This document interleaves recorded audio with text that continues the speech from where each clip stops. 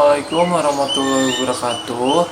Di sini kami dari kelompok ingin mempresentasikan sebuah aplikasi yang berjudul Perancangan Aplikasi Biro Jodoh atau disingkat PERBI. Di sini saya akan memperkenalkan anggota kelompok saya. Yang pertama ada Ivan Cahya Permana dengan NIM 1180499. Yang kedua ada Rizky Putra Aditya Pratama dengan NIM 1180742. Yang ketiga ada Fikri Ilham Ramadan dengan NIM 1180702. Yang keempat ada Safira Herdianingsih dengan NIM 1180496. Yang kelima ada Oka Dwi Cahya dengan NIM 1180521. Selanjutnya di sini saya akan menjelaskan deskripsi perangkat lunak. Yang pertama ada deskripsi umum. Sistem informasi ini mencoba membangun suatu aplikasi Biro Jodoh. Biro Jodoh adalah sebuah aplikasi layanan yang membantu seseorang menemukan pasangan hidupnya. Namun seiring dengan perkembangan teknologi komunikasi yang sangat cepat, ini kami akan mencoba membangun sebuah layanan Biro Jodoh dengan nama PERBI. Aplikasi ini digunakan atau mudah diakses oleh user dimanapun. Dengan adanya layanan PERBI diharapkan dapat membantu mempertemukan seseorang dengan pasangan yang sesuai dengan kriteria user itu sendiri. Jika di aplikasi ini, member dapat bergabung dengan mengirimkan kriteria dari pasangan yang dicari atau mengirimkan data dirinya untuk bergabung sebagai member pasangan jodoh. Selanjutnya, yang kedua ada deskripsi fungsional. Sistem informasi PERBI merupakan input-output setiap user. Pada proses awal adalah user mendaftar sebagai member pada aplikasi mobile. User melakukan pendaftaran melalui aplikasi mobile, lalu sistem akan melakukan cek data. Jika yang dimasukkan benar atau valid, user akan menjadi member dalam aplikasi ini. Data yang dimasukkan seperti nomor telepon, kode OTP, serta alamat email. Dan jika user salah memasukkan data yang diminta oleh sistem, user tidak dapat menjadi member dan user akan melakukan proses dari awal, yaitu memasukkan data. Setelah itu, user melakukan login. Setelah melakukan pendaftaran atau registrasi melalui mobile, server akan melempar inputan user ke database server. Apabila data yang dimasukkan user sesuai dengan database, user akan memasuki member area atau menu profil dari user itu sendiri. Setelah itu, member dapat melakukan pencarian jodoh dengan cara menggeser ke kanan pada halaman utama jika merasa cocok. Setelah itu, member yang kita pilih dapat masuk ke daftar orang yang kita sukai. Jika member tidak merasa cocok, geser ke kiri pada halaman utama dan dapat mencari member lainnya. Jika member sudah mendapatkan orang yang dirasa cocok, dapat melanjutkannya dengan cara mengirimi pesan pada sumber lainnya. Server akan menampilkan semua user yang telah menjadi member. Setelah melakukan pencarian jodoh yang diinginkan akan masuk ke dalam daftar hasil perjodohan atau member list. Selanjutnya ada fungsi aplikasi dibagi menjadi 4. Yang pertama dapat digunakan dalam membantu user untuk menemukan pasangan, hanya dapat menggeser ke kanan pada layar jika merasa cocok dan menggeser ke kiri jika tidak merasa cocok. Yang kedua dapat digunakan untuk mencari teman atau pasangan. Yang ketiga dapat digunakan untuk chatting ketika sudah mendapatkan pasangan yang cocok. Yang keempat dapat digunakan untuk mengupload foto untuk profil. Di sini selanjutnya ada 3 kolom. Yang pertama kategori pengguna diisi oleh user. Yang kedua tugas diisi oleh menggunakan aplikasi PERBI. Yang ketiga hak asasi aplikasi diisi mendapatkan seluruh akses dari aplikasi. Selanjutnya akan dibacakan oleh anggota kelompok saya. Kebutuhan fungsional dan non-fungsional perangkat lunak. Yang pertama ada kebutuhan fungsional use case. Di sini ada 4, yaitu pertama ada use case registrasi dan user. Use case ini berfungsi untuk melakukan pendaftaran sebelum menjadi member. Yang kedua, ada use case login. Aktornya member. Use case ini berfungsi untuk masuk ke dalam sistem atau aplikasi Peerby. Yang ketiga, ada setting. Aktornya member. Use case ini berfungsi untuk melakukan perubahan pada profil dan lain-lain. Yang keempat, ada chatting. Aktornya member. Use case ini berfungsi untuk melanjutkan perbincangan setelah merasa cocok. Dan kedua, ada kebutuhan fungsional aktor. Yang pertama, ada member. Member adalah aktor yang dapat melakukan registrasi, login, setting, dan chatting pada aplikasi Peerby. Kebutuhan non-fungsional. Di sini ada dua macam, yaitu parameter dan rekrutmen. Yang pertama ada availability, yaitu sistem tersedia 24 jam. Yang kedua ada reliability, yaitu kegagalan sistem di bawah 5%. Yang ketiga, ergonomi, sistem mudah digunakan. Yang keempat, portability, yaitu mudah diakses. Yang kelima, memori, ukurannya sedang.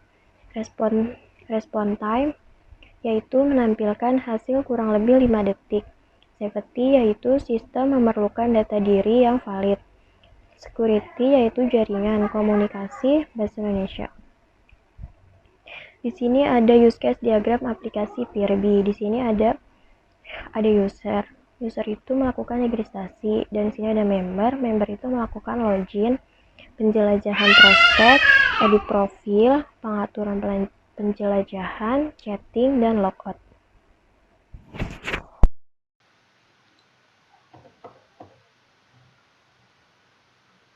Assalamualaikum warahmatullahi wabarakatuh.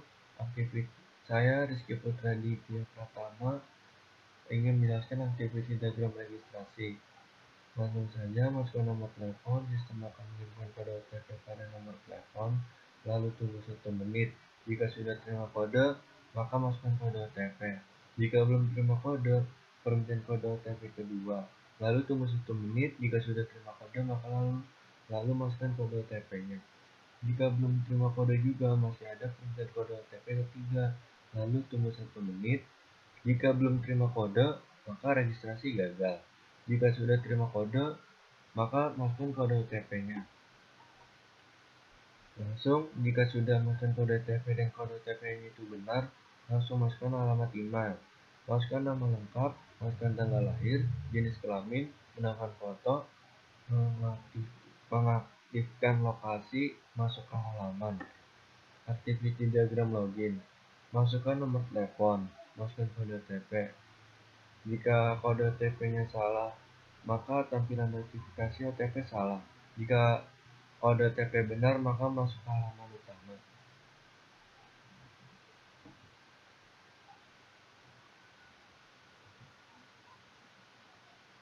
Lanjut, activity diagram pencarian jodoh.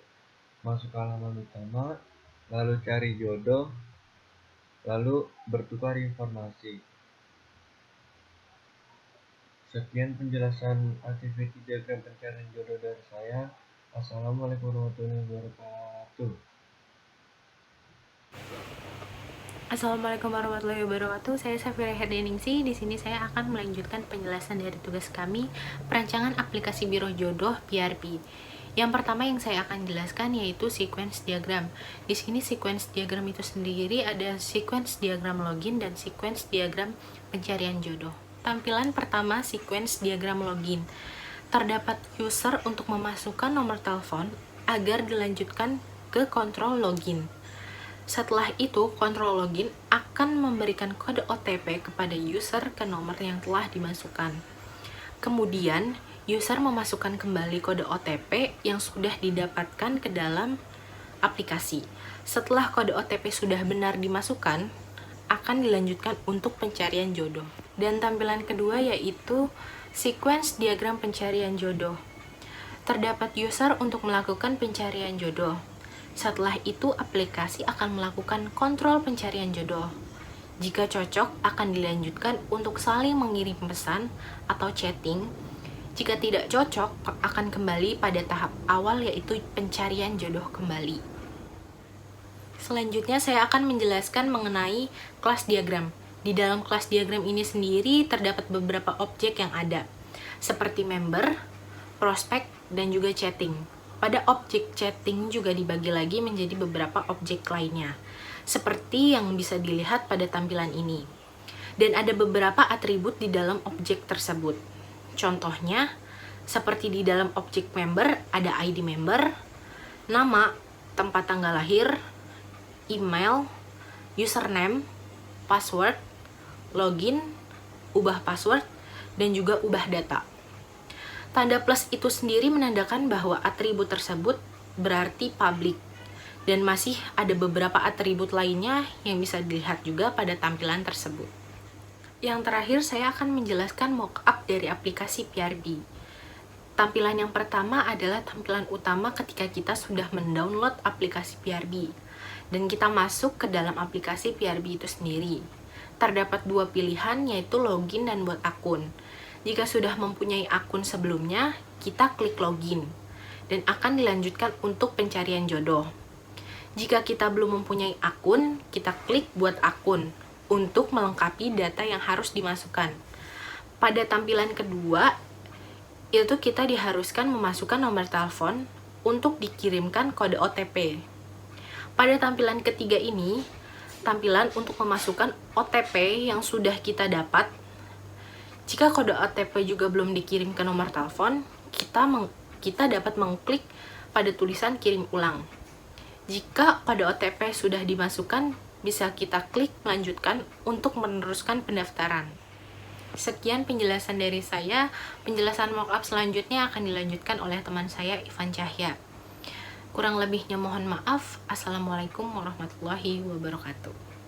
Yang pertama yang saya akan jelaskan di sini adalah tampilan pada nomor 4. Tampilan ini digunakan untuk memasukkan alamat email. Lanjut, tampilan nomor 5 ini merupakan tampilan peraturan yang harus disetujui oleh seorang user. Selanjutnya adalah tampilan nomor 6, yaitu tampilan yang mengharuskan user untuk mengisi nama untuk ditampilkan pada profil. Pada tampilan nomor 7 ini merupakan tampilan untuk memasukkan tanggal lahir, digunakan sebagai pelengkap proses masukkan data yang diperlukan. Setelah itu di tampilan nomor 8 ini digunakan untuk mengisi pilihan gender yang telah ditampilkan. Tampilan nomor 9 yaitu tampilan mengaktifkan lokasi yang digunakan untuk menentukan jarak ketika kita memilih pasangan. Setelah proses masukkan data selesai, pada tampilan ke-10 ini dilanjutkan untuk mengubah profil jika diperlukan, seperti foto, nama, ataupun umur. Lalu pada tampilan ke-11 ini bisa dilanjutkan dengan memulai pencarian jodoh yang terdapat pada layar depan. Pada layar tersebut terdapat keterangan nama, jarak antara user, dan juga umur user tersebut. Ketika kita sudah menemukan jodoh yang kita rasa sudah cocok, kita dapat menggeser ke arah kanan untuk memastikan ke dalam daftar pasangan yang sudah kita pilih, dan dapat dilanjutkan dengan saling mengirim pesan. Untuk pilihan jika tidak merasa cocok, dapat menggeser ke kiri pada layar. Pada tampilan ke-12 ini, setelah kita merasa cocok dengan orang yang sudah kita pilih, terdapat tampilan seperti berikut ini. Tampilan ke-13 merupakan tampilan chatting ketika kita belum melakukan chatting dengan siapapun. Dan yang terakhir, ke-14 adalah tampilan kita ketika kita sudah melakukan chatting dengan jodoh yang kita pilih. Sekian presentasi kami mengenai perancangan aplikasi Biro Jodoh atau PRB. Kurang lebihnya mohon maaf. Assalamualaikum warahmatullahi wabarakatuh.